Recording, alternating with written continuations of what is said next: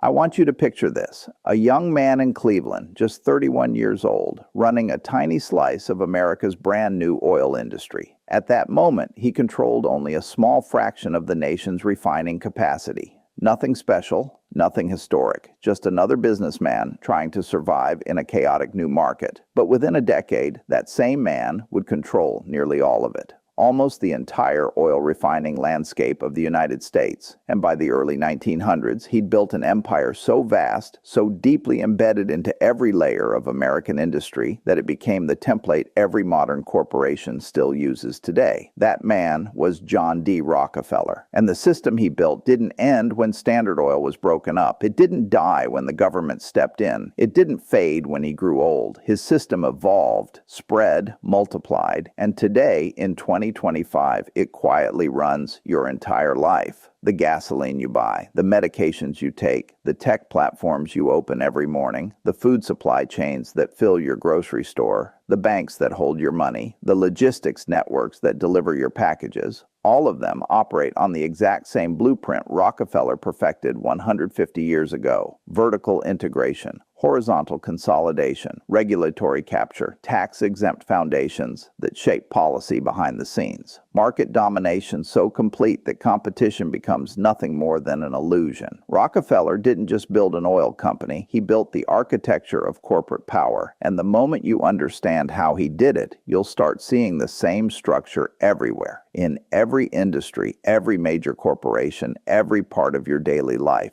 And that's the unsettling part. You can't escape it because the system isn't Standard Oil. The system is the method, and that method has been replicated by Amazon, Google, Pfizer, JP Morgan, Meta, and every modern giant you interact with every day. Control the supply chain from top to bottom. Eliminate competitors side to side. Shape the rules so regulators protect you instead of policing you. Use philanthropy to buy legitimacy and rewrite your public image. And if the government breaks you up, fine, make sure you still own the pieces, because the pieces will be worth more than the whole. This is the Rockefeller system, and once you see it, you'll never unsee it again. But to understand the system, you have to know the man. John Davison Rockefeller was born in 1839 in Richford, New York. His father was a traveling con man who sold fake medicine and skipped town whenever trouble caught up with him.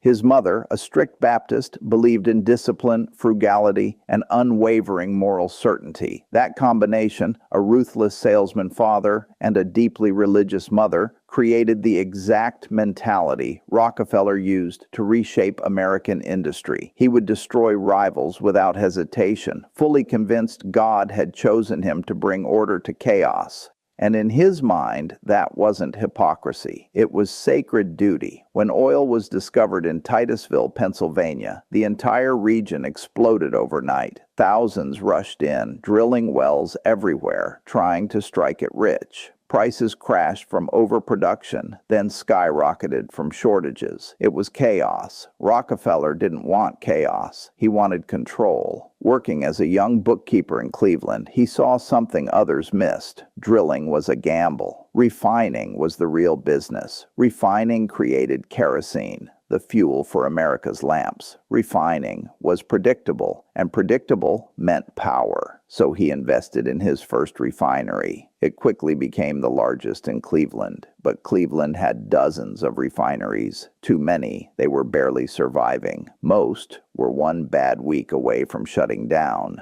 This is where Rockefeller's genius and ruthlessness emerged. He didn't compete. He eliminated competition, and he started with vertical integration, owning every step from crude oil to finished product. Others bought barrels. Rockefeller bought the factories that made them. Others paid railroads to ship oil. Rockefeller bought tank cars and negotiated secret deals that made his shipping cheaper than anyone else's. So cheap, railroads sometimes paid him. Every stage of the supply chain that used to belong to separate businesses, Rockefeller absorbed it. This gave him cost advantages his rivals could never match. He could lower prices far below their ability to survive, and still make money. By the time he formed Standard Oil of Ohio, he had built the most efficient refining operation in the world, but he wanted more. And to get there, he used the second half of his strategy, horizontal integration, buy or crush every competitor. In what became known as the Cleveland Massacre, Rockefeller approached every refinery owner in the city. "Sell to me," he said, offering fair prices and even jobs. If they refused, he started a price war they couldn't survive. One by one, they sold.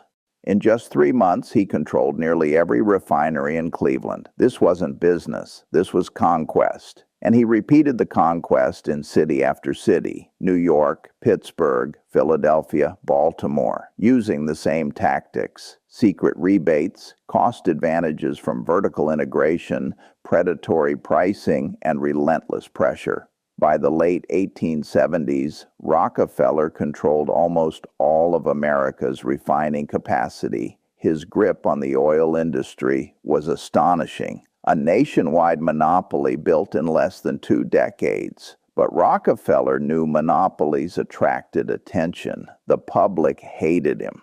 Journalists called him a robber baron. Politicians threatened action. And state laws made it hard for him to operate across state lines. So Rockefeller did something revolutionary. He invented the trust. Instead of owning every company directly, he placed all of them under a single trust, controlled by a small group of trustees, himself and his closest allies. The trust allowed him to control companies in multiple states without breaking the law. It became the model for every major trust that followed: sugar, steel, tobacco, and eventually evolved into the modern holding company. Today, holding companies run the world. Alphabet owns Google. Meta owns Facebook, Instagram, WhatsApp. Berkshire Hathaway owns dozens of companies, all of them traced back to Rockefeller's innovation. By the early 1900s, Rockefeller had built the most powerful corporate empire in American history and became the richest man the modern world has ever seen, worth more than the top billionaires of today combined. Then came the blowback.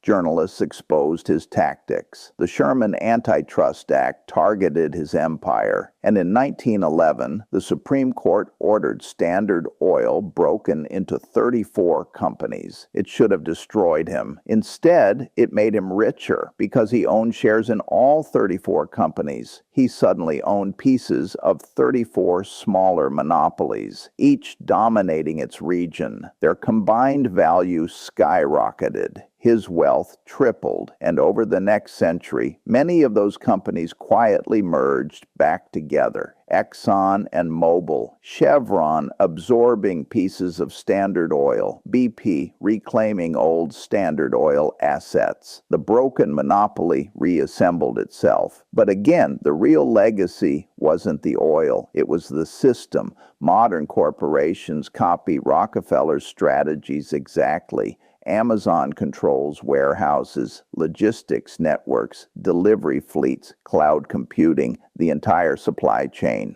Google, under Alphabet, uses the trust structure. Pfizer uses regulatory capture. J.P. Morgan Chase uses the holding company system. Tech giants use horizontal consolidation by buying competitors. Billionaires use philanthropic foundations to influence policy while avoiding taxes. The Rockefeller playbook is everywhere. And now we get to the disturbing part. You cannot escape it. You buy gasoline from companies descended from Standard Oil. You shop on Amazon, which uses Rockefeller's integration strategy. You use Google, the modern trust. You take medicine from pharmaceutical companies shaped by Rockefeller's foundations. You bank with giants built on his corporate structures. Your taxes fund regulators influenced by the industries they're supposed to police. A system Rockefeller pioneered. Every part of your life is connected to this system. Every choice you think you have is just a branch of the same old tree. This system extracts wealth from you every day and concentrates it upward, exactly as Rockefeller designed.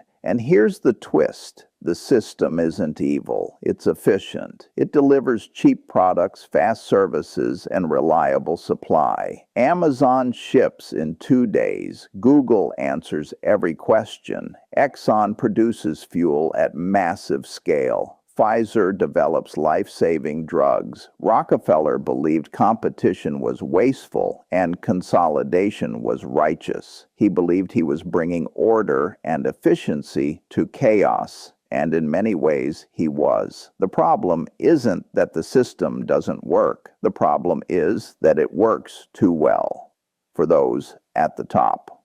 So what can you do? You can accept it and benefit from the efficiency. You can resist it, support antitrust, buy from small businesses, choose alternatives. Or you can understand it and position yourself inside it. Own the companies that dominate instead of being dominated by them. Rockefeller did exactly that. He owned the system while everyone else bought from it. He died in 1937, long after Standard Oil was broken up, long after the trust structure spread across industries. But the system he built didn't die with him. It evolved, it strengthened, it embedded itself into global markets, corporate law, and political institutions. Today, every major industry has reached the end stage Rockefeller predicted, a handful of giants controlling almost everything, and you live inside that system every day. Understanding it is the first step, because once you see the Rockefeller system, you finally understand the world you live in.